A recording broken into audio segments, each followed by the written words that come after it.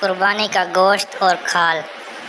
مسئلہ یہ افضل ہے کہ قربانی کے گوشت کے 3 حصے کرے، ایک حصہ اپنے لیے رکھے، ایک حصہ اپنے رشتہ داروں اور دوستوں کے لیے، اور ایک حصہ فقراء پر صدقہ کرے۔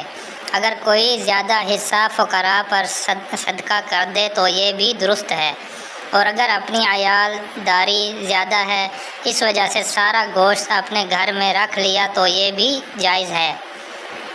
مسئلہ قربانی کا گوشت فروخت کرنا جائز نہیں۔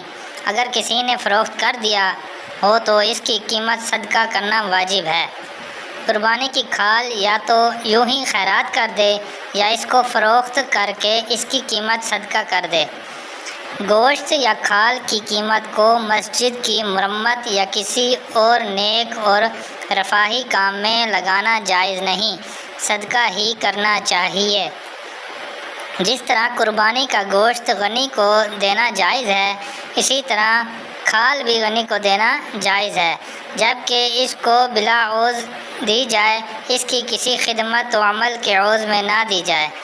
غنی کی ملک میں دینے کے لیے بعد وہ اگر اس کو فروخت کر کے اپنے استعمال میں لانا چاہے تو جائز ہے۔ گوشت یا چربی اور اس کی کھال کافر کو بھی دینا جائز ہے، بیشتر یہ کہ اجرت میں نہ دی جائے۔ گوشت یا چربی یا کھال کسائی کو مزدوری میں نہ دے، بلکہ مزدوری اپنے پاس سے الگ دے۔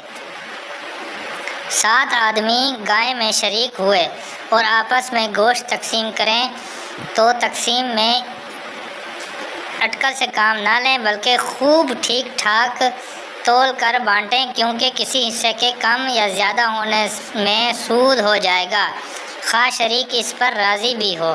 اور جس طرف گوشت زیادہ گیا ہے اس کا کھانا بھی جائز نہیں، البتہ اگر گوشت کے ساتھ سری پائے اور کھال کو بھی شریک کر لیا تو جس طرف سری پائے یا کھال ہو اس طرف اگر گوشت کم ہو تو درست ہے، چاہے جتنا کم ہو۔